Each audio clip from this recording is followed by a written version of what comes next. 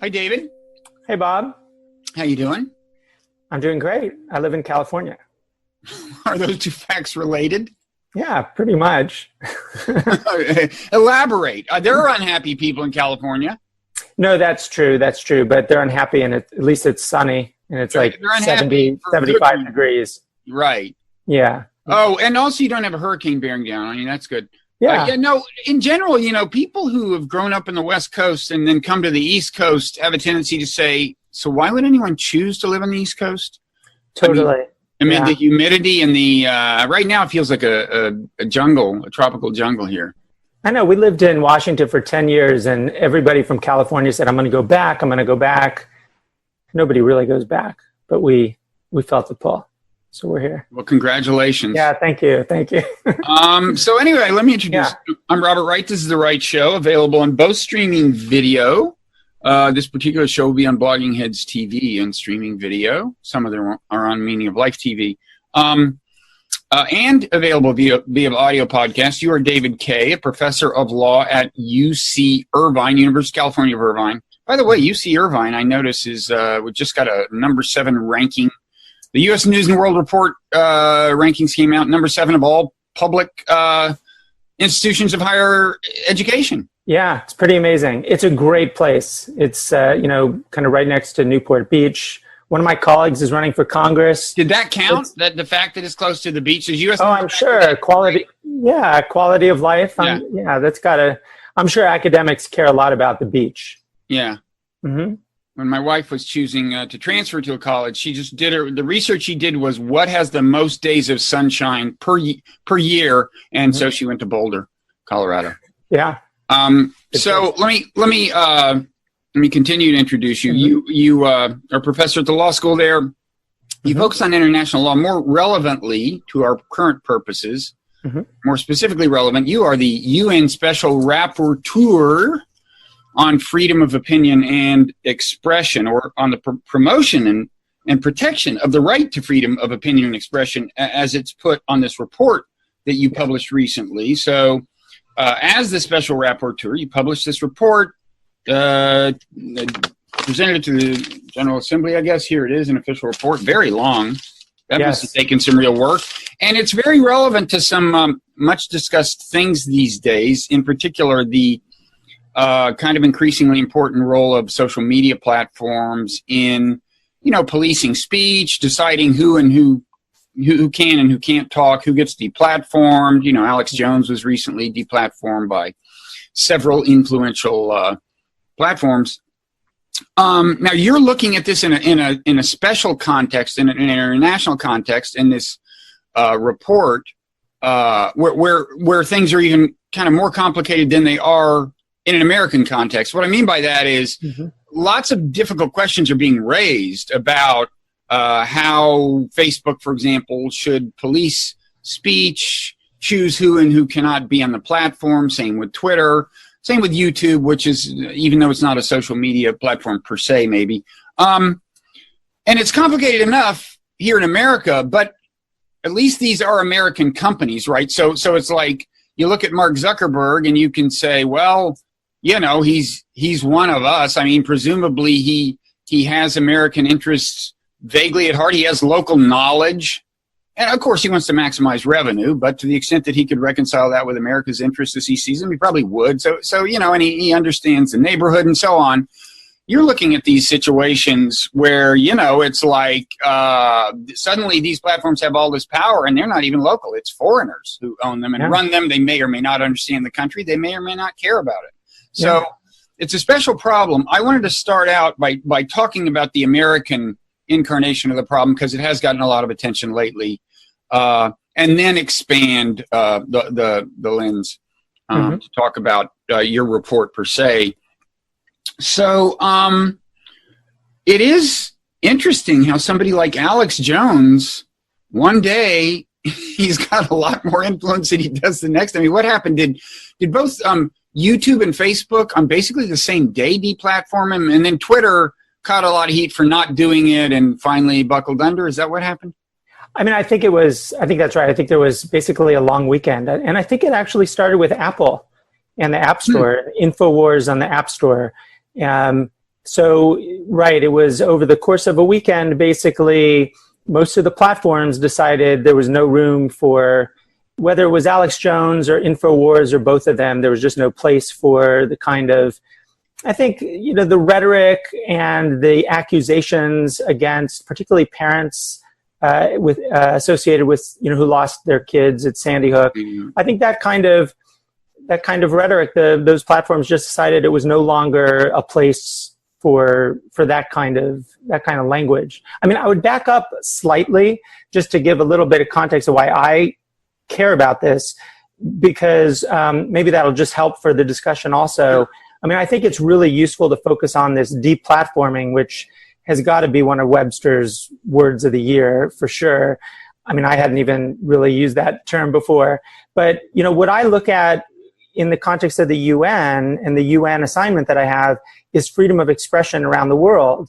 And one of the, I think, key issues around social media and search and other forms of sort of online gatekeepers is that they are basically controlling public space, even though they're privately owned. And so I think that gets to why the issue of Alex Jones is so, it's so important. And it's also so, it's quite emotional for a lot of people, right? On left and right? Yeah. Because people do, whether it's true that the companies actually are public space, that's how most people perceive them. This is where public debates happen today. Right. So that's where, and my question is, are they moderating that space? Are they regulating that space in a way that's consistent with the rights to freedom of expression and opinion and so forth? And it isn't a strictly kind of partisan issue. In other words, there are people on the left who are civil libertarians like Glenn Greenwald who seem not enthusiastic about a right-wing nut. I think we can safely say, well, no, we can't safely say he's a nut. He himself has sometimes suggested that he's just basically a performance artist. It's kind of all a joke to him. He knows Sandy Hook wasn't an inside job. It wasn't a weird conspiracy, but he talks as if it is. But in any event, a truly fringe character like him. But Glenn Greenwald is saying, no, this is a dangerous line to cross. It's a matter of freedom of expression. So it's complicated. I want to ask you how new this really is in a certain sense. I mean, on the one hand, okay, suddenly these platforms are here and have all of this power. I mean, Alex Jones, he was using Facebook, Twitter, YouTube to get the message out, and his app. Mm-hmm. You take all those things away, and he's just going to be a greatly diminished figure. And on the other hand, I was thinking, let's go back 40 years. You had you didn't have social media platforms, but you had media platforms. Mm-hmm. You had several big broadcast companies on TV, more companies on the radio. Most cities had, big cities would have 2-3 newspapers. And the truth is, a figure like Alex Jones would not have gotten airtime in any of those places, right? I mean, he would not have been, and in fact, it was in some ways, you might say, more nefarious because the government had explicit influence on the networks via the FCC. The FCC could pull their broadcast licenses if they didn't, if they did things wrong in the eyes of the government. Now, he could then, as he can, he would be totally pushed off of video. Yeah. Pretty much off of radio, where I think you also have FCC licensing, right? He could still put out a newsletter and try to start a magazine. He could have done that. And that's roughly what he can do now. In other words, he can have his little website and he can send out emails and get some attention for it. Yeah. But so I mean, in that sense, I'm not saying that it's good. Maybe it wasn't good then. Maybe it's not good now. But in a certain sense, the concentration of power is not a totally new thing, right? There's a lot in there that you just said, which I think is really, really interesting and useful. I mean, I'd say a couple of things. One is, I think, 30, 40 years ago, we expected those gatekeepers, whether it was radio, television, newspaper, we expected them to perform a kind of editorial process. They were curating for us. And in fact, you knew, like, you could read the Post or the Daily News, you could read the New York Times or the Wall Street Journal, and you more or less knew the kind of curation that you were going to get. And I think the big switch since the late 90s with the digital age is that, and this part of this is written in law, right, is that we don't expect these major platforms to be performing a kind of editorial function. Mm-hmm. And so when they do, and now they are, I think that, it's been maybe, and the platforms really rode this out for quite a long time. They were very happy not to be in the position of editorializing or of curating. But now, the public is demanding curation. To me, that's one of the interesting things here. I think you've always had public outcry over, say, a newspaper printing a picture that might have disturbed a lot of people, or a story that for national security reasons. I mean, I think we look back at the Pentagon Papers, for example, as, this high point of American journalism. There were a lot of people who were upset about that, mm-hmm. right?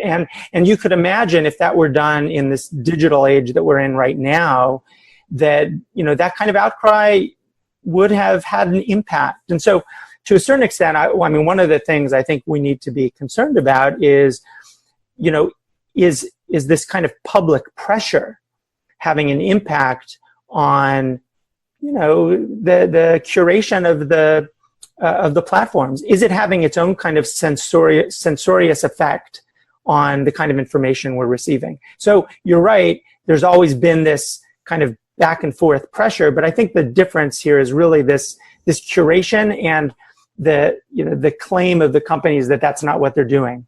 Right.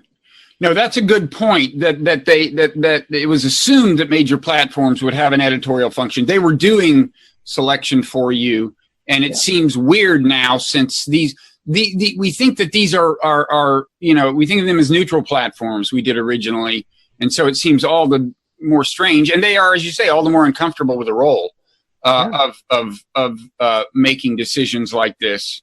Yeah.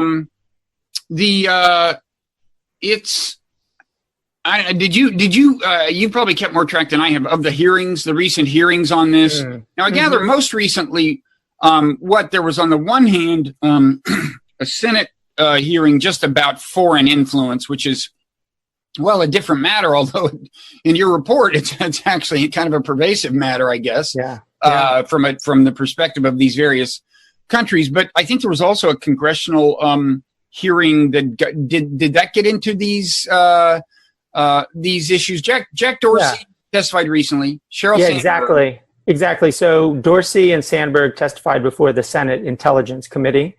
A lot of it was about foreign influence, but they also got into other issues. This was very similar to, I think it was in April, there was another set of hearings that was much more focused on what we talk about as content moderation, right? How the platforms actually are regulating the speech on their platforms. And, at that time, and I think this is persisting, and you see this in Jeff Sessions calling together some attorneys general from different states to talk about whether there's a kind of pervasive attack on conservative voices or a censorship of conservative voices. On the Hill, this is so highly politicized. So oftentimes when it comes up on the Hill, it's politicized in this way. It's about the shutting down of conservative voices. It's about, the censoring of the Declaration of Independence. There was this issue over the summer where this arose, where it was really just sort of an algorithmic glitch, which we could talk about. And some of these are really algorithmic glitches more than anything else. I think that's happening at the same time that you have very, very serious hearings, or they should be serious hearings, but certainly hearings on serious issues like foreign government interference in elections or in our public space. And, it's not just our public space, it's happening worldwide. Yeah. Now, I don't suppose you have a view you care to convey about whether there is ideological bias of a systematic nature on any of these platforms. I mean, my sense is that Zuckerberg, not that this is a bad thing, but is really just out to make a buck. Now, maybe I'm oversimplifying, but he has seemed to be very willing to respond to pressure from the right if that will keep people happy. And I know this the person he hired to be Campbell Brown, who is kind of his representative for these purposes. She's herself apparently somewhat conservative. I don't know. Do you have any sense for that? I mean, I don't think that it's so. I mean, I think there are many things going on here. You know, one of which is I think the companies, not just Zuckerberg, but all of them, want to portray themselves as being unbiased, as being apolitical, as being space for all sorts of conversations.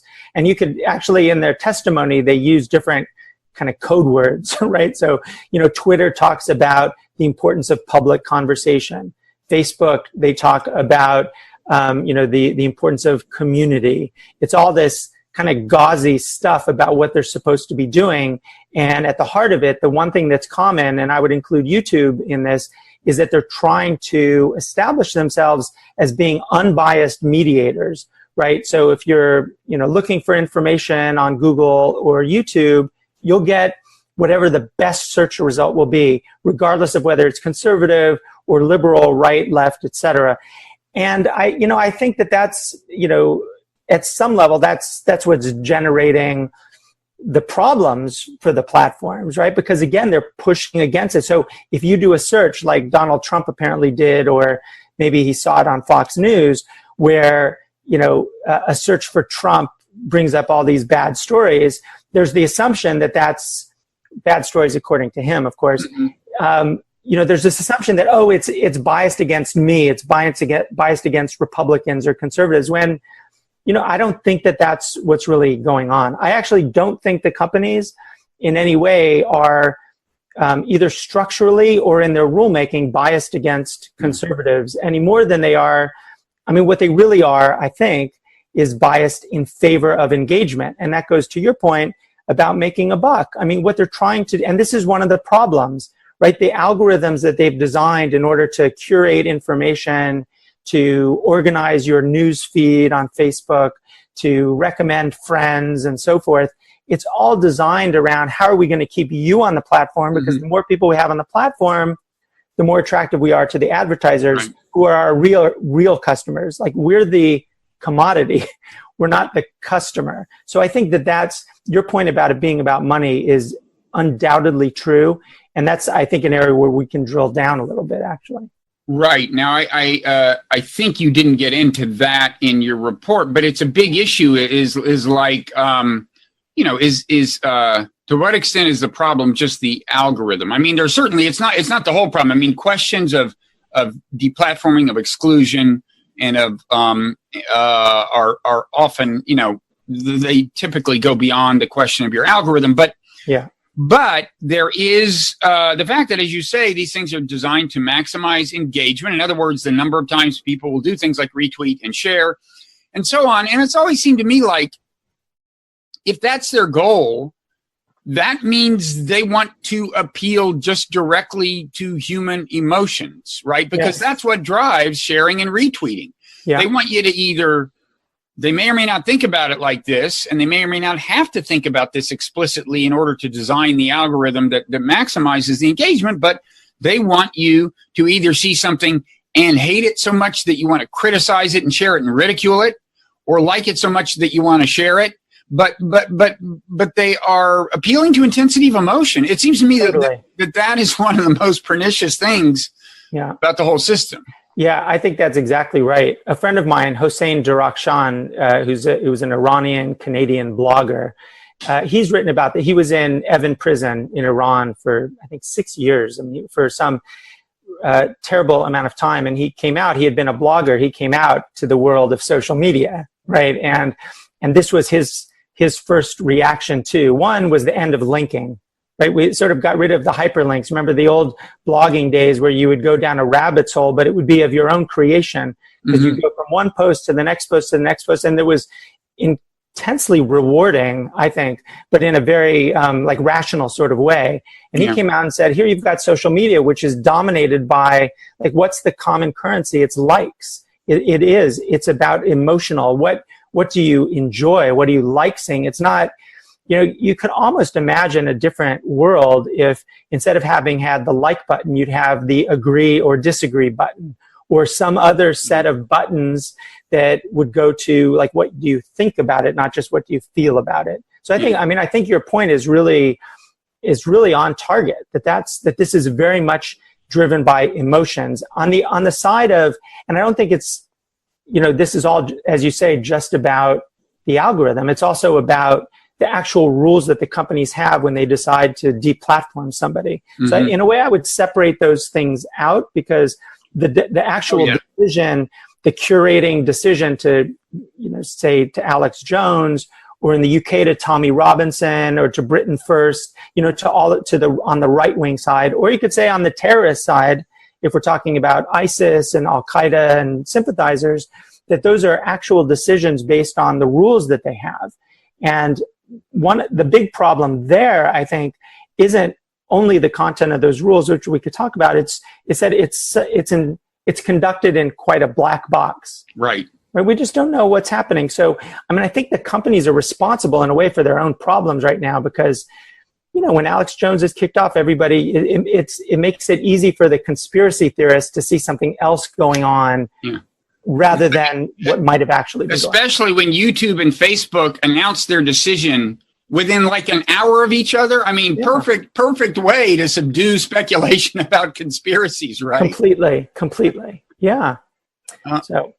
So yeah, just quickly before we move on to other things on the algorithm issue. First of all, you could make a case for the virtue of not from the point of view of profit maximization, but from the health of the republic, the virtue of a like cooling off period. Like you click retweet or share and it says, okay, in 30 seconds, if you click again and affirm this decision, we will retweet, or just any tweet. Like, here's my tweet. And they say, okay, if in a minute you still feel you want to do this, we'll do it. Now that would obviously slow down their business to an unacceptable amount. But it's just so interesting that we're in an age where that would be considered like a snail's pace of interaction. Gosh, a minute, Yeah, no, exactly. It's funny you say that. I was just reading earlier, it was a speech that Benjamin Barber gave at MIT in 1998. Right. And he's the guy who wrote Jihad versus McWorld, right? Yeah, exactly. And about the tension between globalism and localism and so on. And died a couple of years ago, right?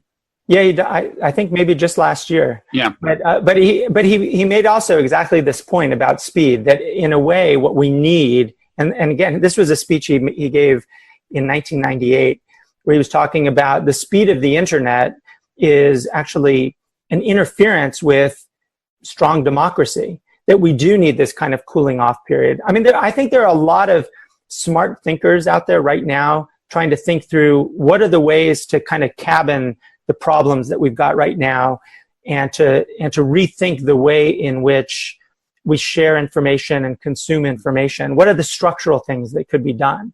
Mm-hmm. I don't know if there'd be, this kind of a cooling off, but there need to be ways to slow down things, because the virality of information is also, on the one hand, it's a great benefit, but it's also the Achilles heel of the whole operation. Mm-hmm. Certainly when we're talking about things like disinformation and hate speech. Okay. So talk about some of the problems you encountered in just surveying the world, some issues that arise in any given country outside the United States that are of a nature that we might not appreciate by virtue of living in the United States.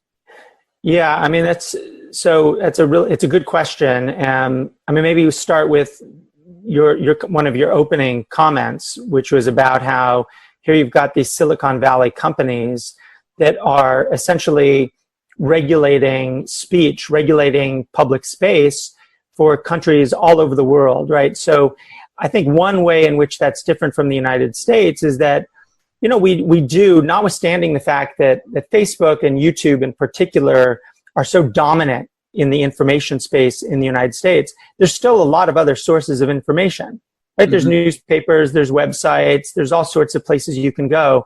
But if you go to a place like Myanmar or Philippines. And there's a good story on the Philippines in BuzzFeed in the last week or two.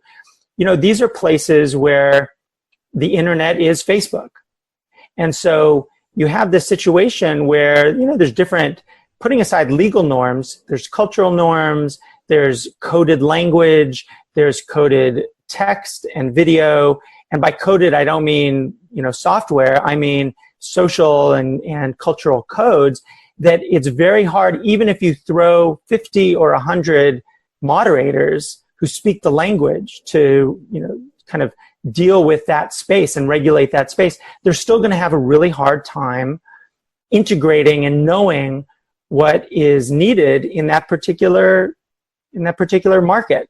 So that's one thing. And you saw that, most intensely in Myanmar last year, although it goes back a couple of years, where Facebook, suddenly, and it's really stark because you go in Myanmar from a place where you had complete, virtually totalitarian information system, right? There was no outside information coming in. There was no independent media.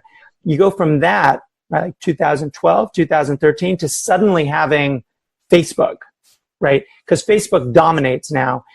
And,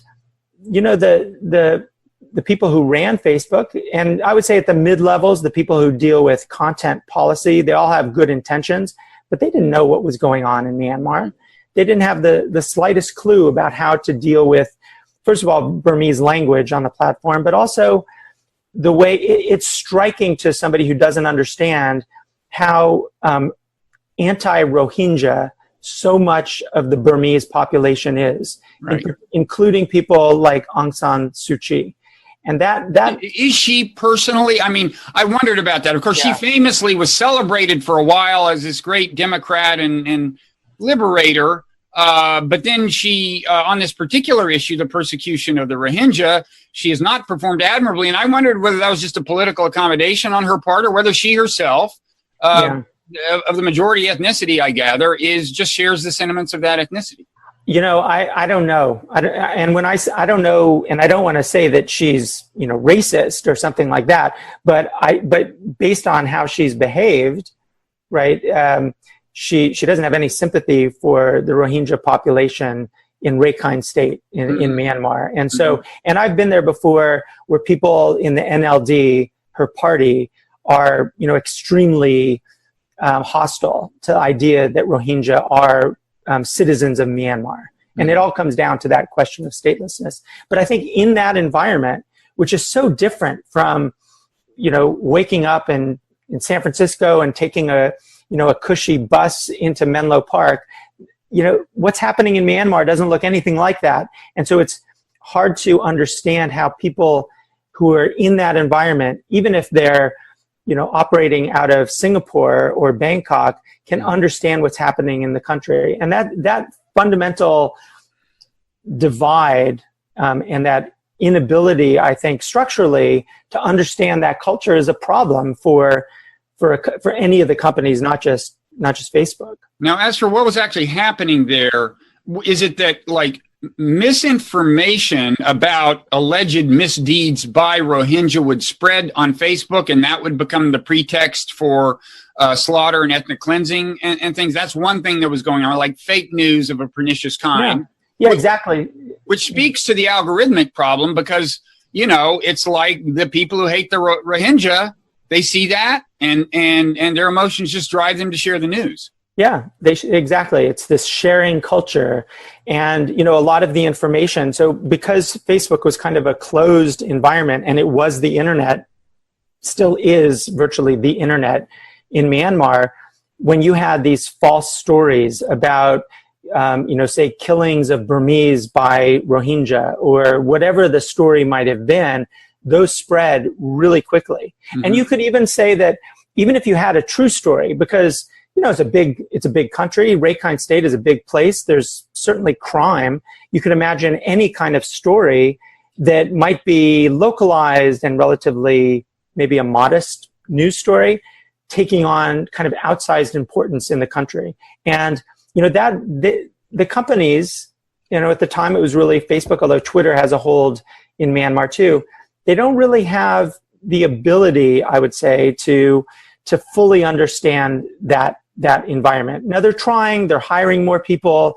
I have my doubts about simply hiring, Burmese speakers as the way to solve the problem. I don't know what the answer exactly is.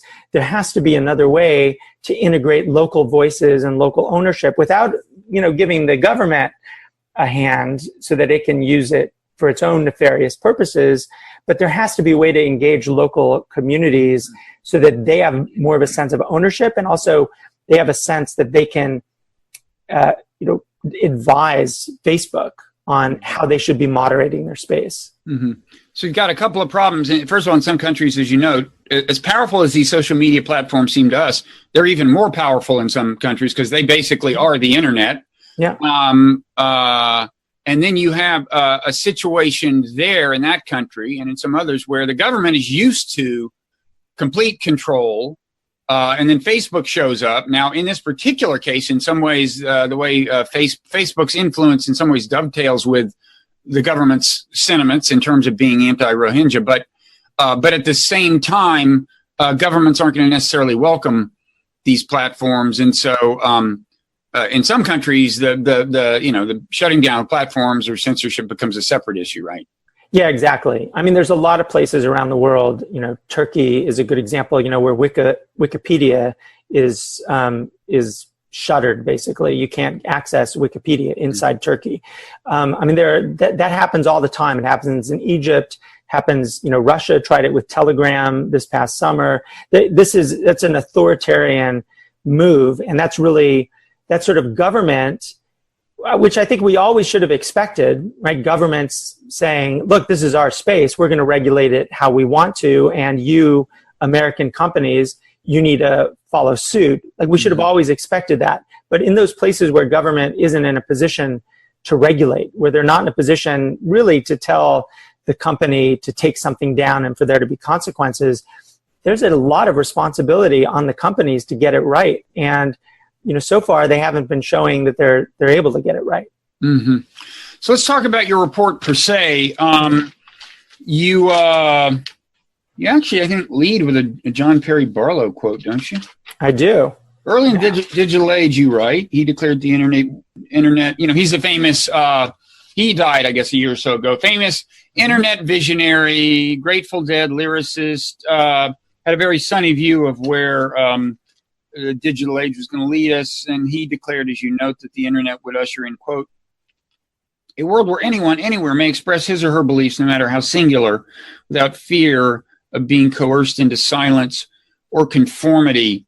And that reminds me, just to harken back briefly to my point early on, that 40 years ago, there was a different kind of centralized control of speech. So the complaint isn't necessarily that this is a qualitatively new degree of control. Even the complaint from some people, at least, is that we thought the internet was going to be liberation. We thought this was going to be the end of the kind of dominance that we saw from the major corporations and from the government and so on speech, and that is turning out to have been naive, right? Yeah, I think that's his point. I wouldn't say that he was that he himself was naive or that he had this super sunny view of things. He was writing this Declaration of Independence in Cyberspace. It was 1996.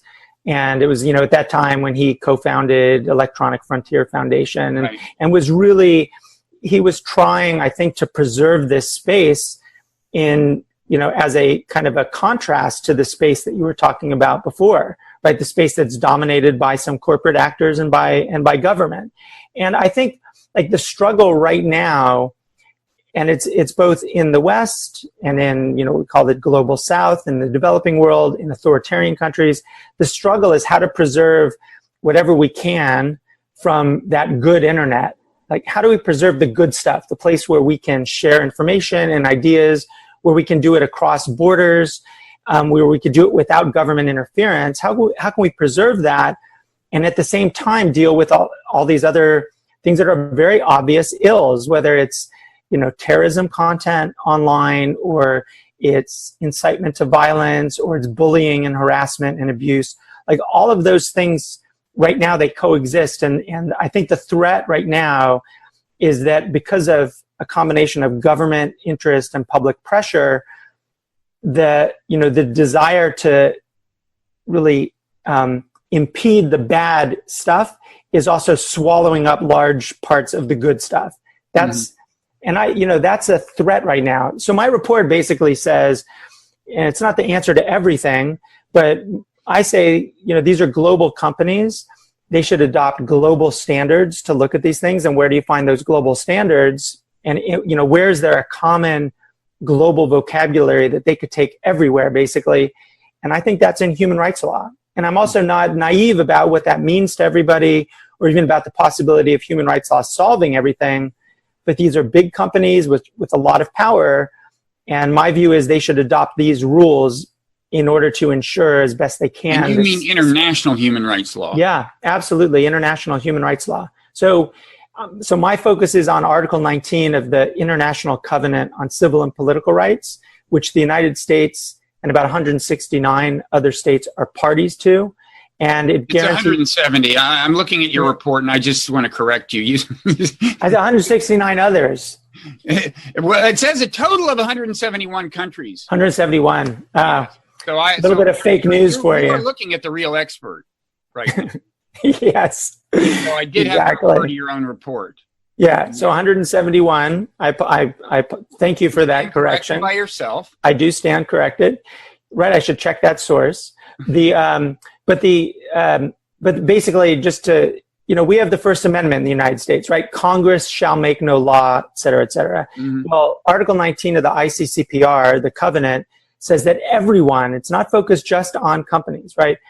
On countries. Everyone shall enjoy the right to seek, receive, and impart information and ideas of all kinds, regardless of frontiers and through any media. Mm-hmm. And so what that means, the way it's structured and the way human rights law is structured, it means governments can't interfere with that without some good reason, which is in a separate part of that provision. But also they need to protect that space against the interference by third parties, which could be companies. So, this is something that we all enjoy as a set of rights. And since we all do, and by we all, I mean everybody on the planet, basically, and since these are companies that claim to have communities that are global, let's use that set of norms. It doesn't mean that set of norms won't have some variation from company to company, but use that set of norms in order to moderate and regulate that space. That means governments need to pay attention to human rights law, but also companies do.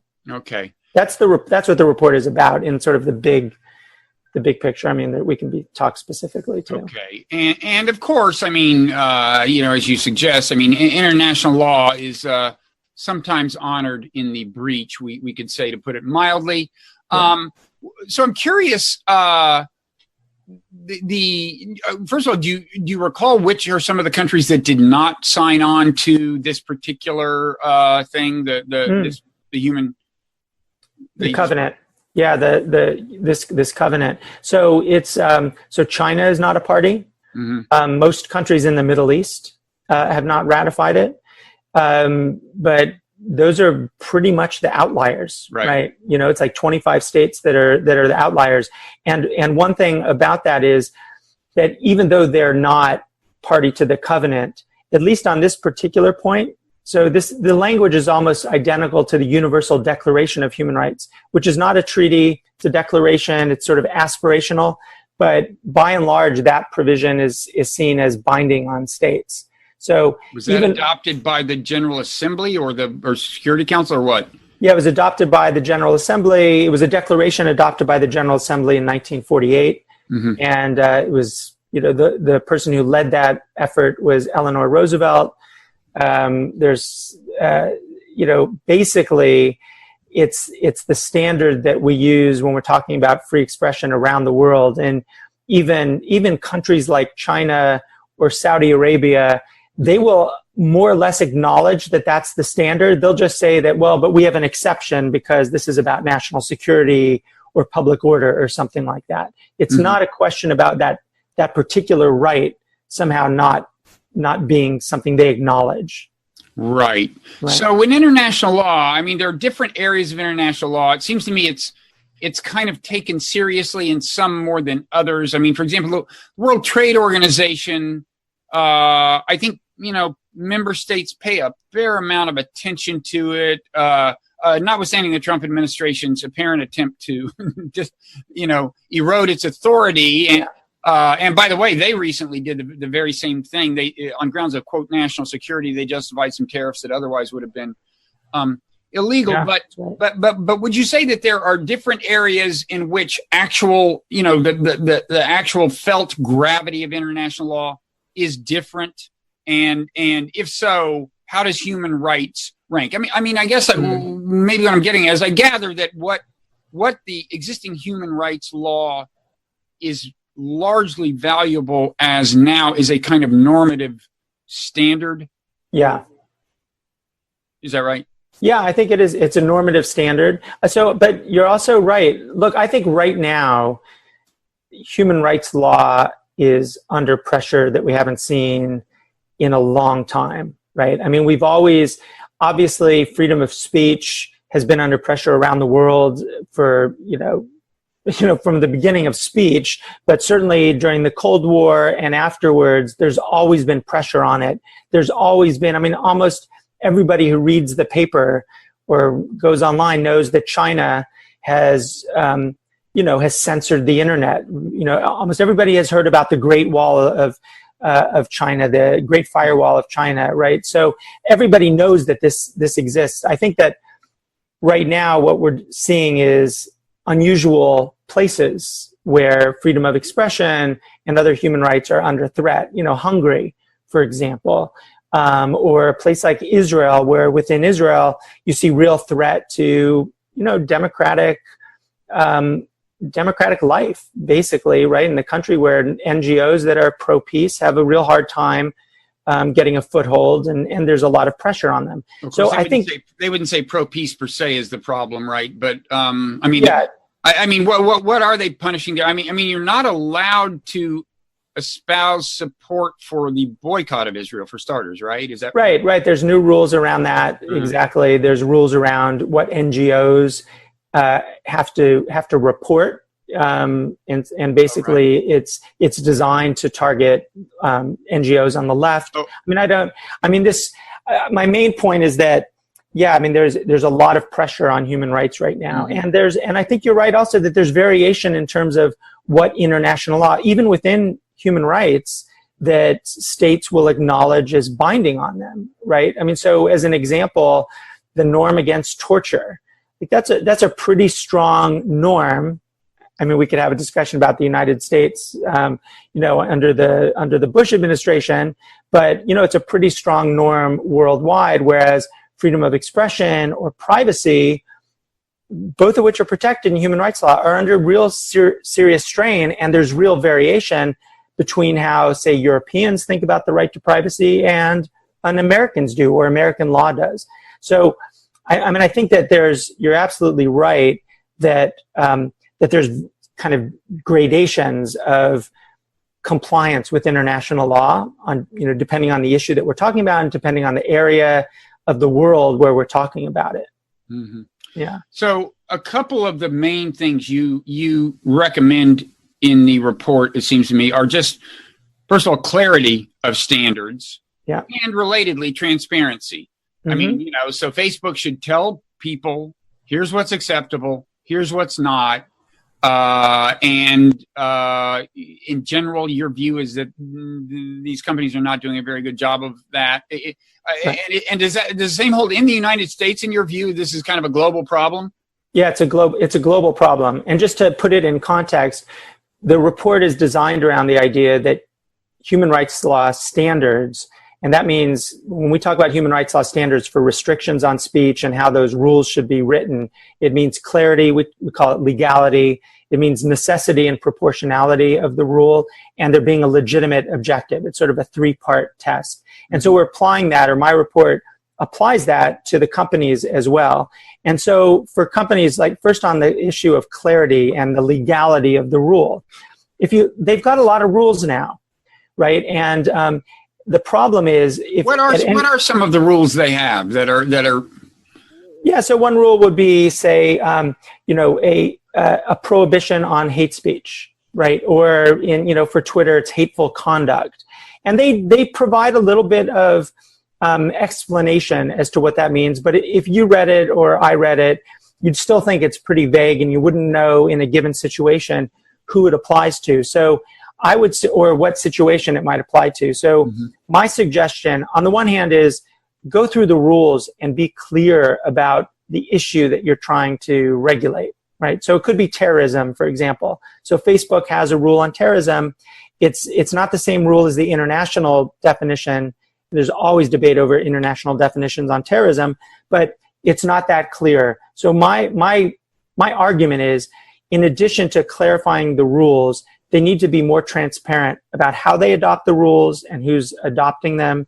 They need to be more transparent about how they enforce those rules. So they need to show more variation or hypotheticals. I talk in the report about developing something like a case law, so that we can say, okay, that's what hate speech means. That's what you think hate speech means.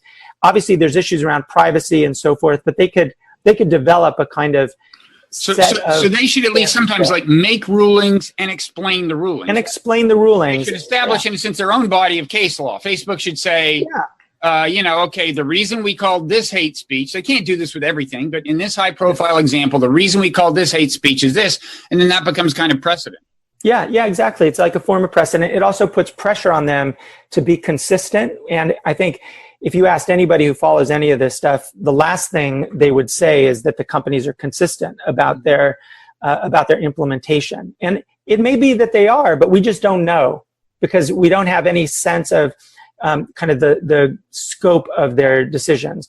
The other part of it is, as anybody who's ever reported, say, hate speech or abuse, or who's been on the receiving end of a report, as they know, the companies are really terrible at providing you with information about what happens to your report. If you flag content, what happens to it? You almost never know what happens to that content. There's no place you can go to find out, well, we saw this but rejected it, much less we rejected it for this reason. They're trying to get better. The companies are trying to get better, but it's pretty weak. And then, and the problem, at the end of the day, it's not just a question of, are these companies good or bad at moderating their space? Are they good or bad at consistency? It goes back to the fundamental principle that they are moderating or regulating what many of us think of as public space. They're having a huge impact on public debate, and there's no accountability for it. And so I think transparency, which is not, it's not a panacea, but it's one form of accountability. One of the other things that I talk about, not in a lot of detail, but I think that people should be thinking through what this might look like, is whether you could have third-party oversight of the companies. In many parts of the Commonwealth, there are press councils, right? These basically bodies that provide oversight and this is true in the UK and in Japan, many other places, where rather than going through the courts, if you complain about some reporting, you go to a press council, and there's a kind of mechanism for accountability there.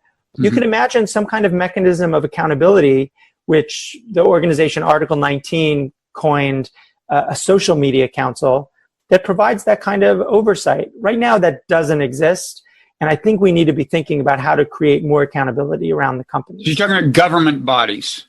No, non-governmental. I would say non-governmental. It could be multi-stakeholder, right? It could be companies, civil society organizations, maybe government representatives. It could be kind of a group of people who do this. And would there be one quasi-official one in each country, or there would be just let 1,000 flowers bloom, or what?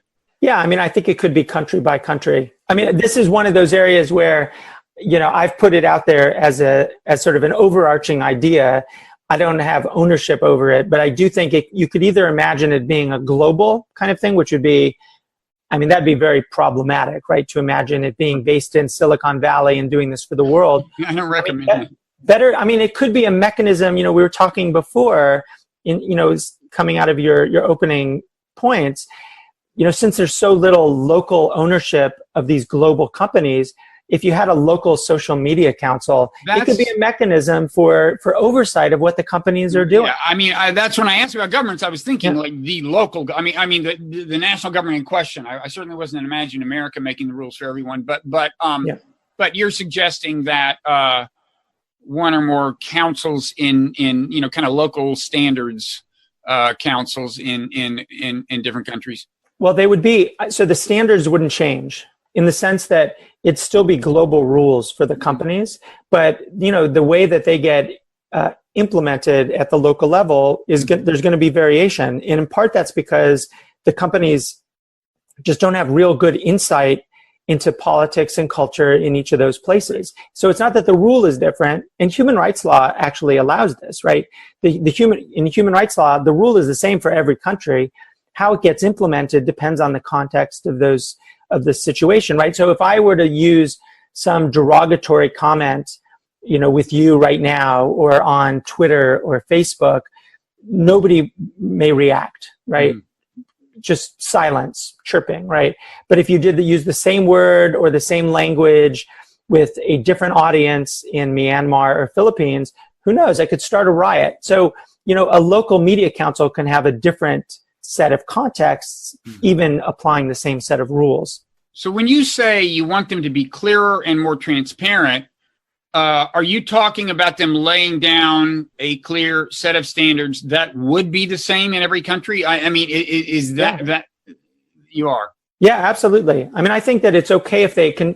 This is why I'm saying human rights law can be the standard, right? So it's basically human rights law that should underpin sort of form a foundation for their rules. They all have rules, but their rules are based on their own corporate decision about what's an appropriate policy or not. And my view is, well, given the fact that you're saying you want to have global platforms, you want to have global community, well, then why don't you apply rules that everybody can understand around the world? This is public space. You're having an impact on it. And then if this case law developed where, a given ruling establishes this principle, which is a more fine-grained principle than maybe the generic standards, would those be global? I mean, so something happens in Myanmar and Facebook would be bound, so to speak, by a ruling it had made in Egypt.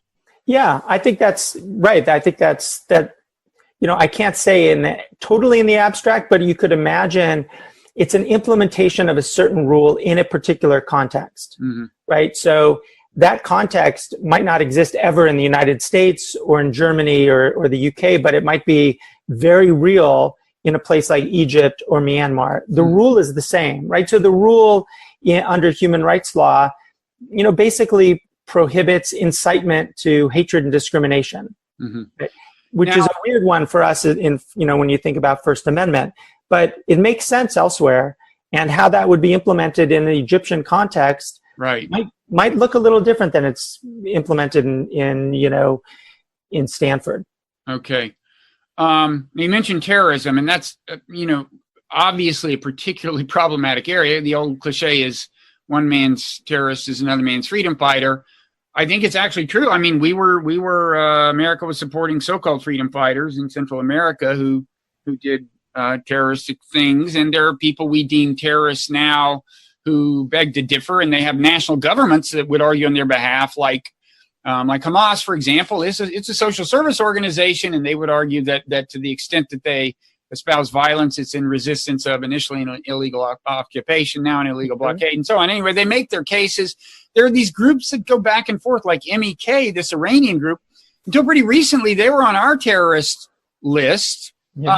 We delisted them and said, oh, they're not really terrorists, even as they were, I think it's still thought that they were complicit in this, involved in the assassination of nuclear scientists in Iran, or at least it was thought at the time, but that didn't stop us from saying, no, they're not terrorists anymore, because they weren't our nuclear scientists who were being assassinated.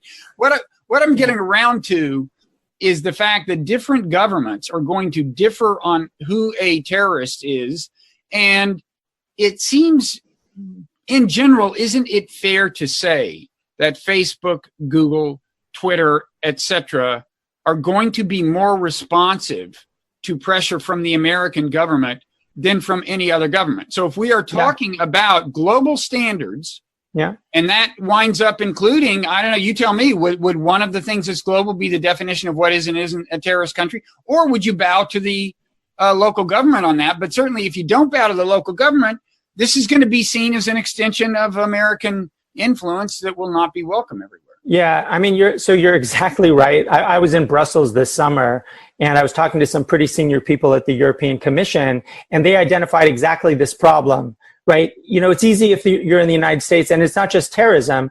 It's easy in the United States if you're law enforcement or in the security services, you know, CIA, FBI, whatever it might be, to call up somebody at Facebook and say, we have this problem, we need you to help us with this.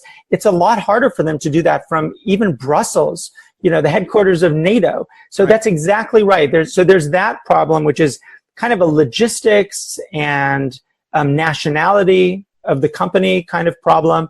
But I think the broader question, there's a couple of things. One is, I think there are some definitions of terrorism in some conventions that could be used as a basis for the companies. That's one rather than creating their own definition, that's one possibility. And Facebook has a definition, but it's really quite broad and leaves a lot of room for countries to put pressure on them, essentially to kick people off a platform, even when they themselves under their own law cannot do it. They say, why don't you enforce your terms of service? Because they're so broad. So that's one issue. The second part is when these companies operate in different places around the world, they have no choice but to observe local law. I mean, they have to. That's a fundamental principle. But they do have room if they have human rights standards or if they have basically generally understood or accepted definitions around terrorism, which could be rooted in humanitarian law or human rights law. They at least have some space for pushback. So they could say to, Turkey or Egypt, when they say, oh, this journalist is a terrorist, they could say, on the one hand, well, first of all, show us the court order that decided that, because as a general rule around the world, we only do things like deplatform according to court orders. And secondly, tell us how your decision here complies with this international standard. It's not our standard, but an international standard, and we'll behave appropriately. Now, that could put them in the position where they get kicked out of the country. You know, that's possible. But I think that they could at least, when they do that, slow down the process a little bit. And at least it makes it harder for those countries to continually ask in kind of a blatantly anti-human rights way to simply, kick off opposition figures from their platforms. So that's what we're aiming for, some consistency, regularity, and clarity. So how do you feel so far about the reception of the report? Have you gotten the attention of the people you'd like to get the attention of? Yeah, I think so. It's, when you do these reports, it's an 11,000 word report. And, my hope when I do any of these reports, and this one was directed to both governments, because governments have some responsibilities here too that we haven't really talked about. And it's also directed to the companies. The companies, I think, understand, part of the pitch to the companies is, if you don't do this yourselves, right? If you don't adopt these global standards and act appropriately in different countries, you're going to face regulation. It may be too late already. We may be heading down a path. Just in the last day, if you look at Europe, there's been, a hearing before the European Court of Justice on globalizing the right to be forgotten.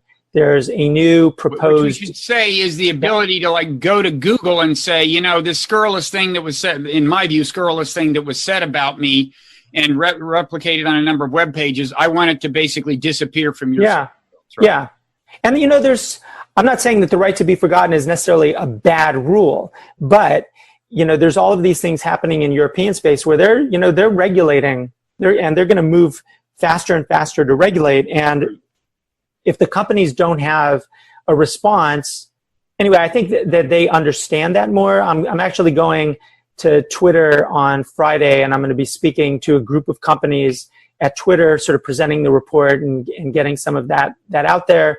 I've had good reception. I had a little back and forth with Jack Dorsey on Twitter, which was nice to see. I mean, the question isn't going to be so much whether they agree with the fundamental argument that there should be more transparency.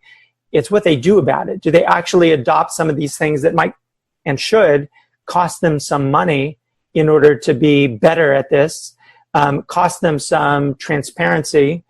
That hasn't happened yet. So to me, that's the proof, is if they actually adopt some of the proposals. Right. Well, I think you're right. They are under more pressure from abroad. The European Union is more assertive in some ways than the United States. And they have to live with that because the EU has regulatory power. For sure. And this is a point that I think in the U.S. we forget. The way I see it is so much of the debate around these issues in the United States is political, very politicized. Mm-hmm. And even though, Mark Warner has a proposal for some social media regulation, and some others do, I don't see that really happening, or anything getting through Congress anytime soon. But Europe is where the action is actually happening.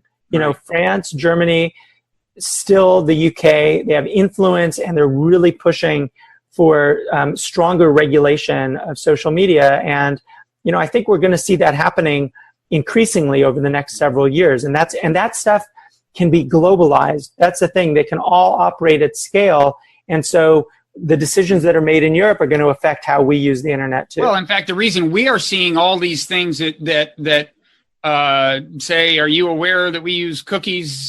Say yes, and so on. That's a European, and that's compliance with the European law that in effect has spread across the Atlantic, and it's influence because exactly. They're making that disclosure to all of us. Yeah, and on privacy, California is adopting. They just in the last month adopted a new privacy law that is quite similar, not exactly, but pretty similar to the general data protection regulation in the EU, this new privacy law. So you're going to start to see the states also in the United States kind of raise the level up to the European level on some of these issues. So, Europeans are in the lead on some of these things. And you're hearing more rumblings about using antitrust law to rein in some of the, Tim Wu has got a book that's going to come out before long. And I know one thing he's talking about is breaking up Facebook, because Instagram, because right now, the way some of these companies maintain their power is they just buy up the competition.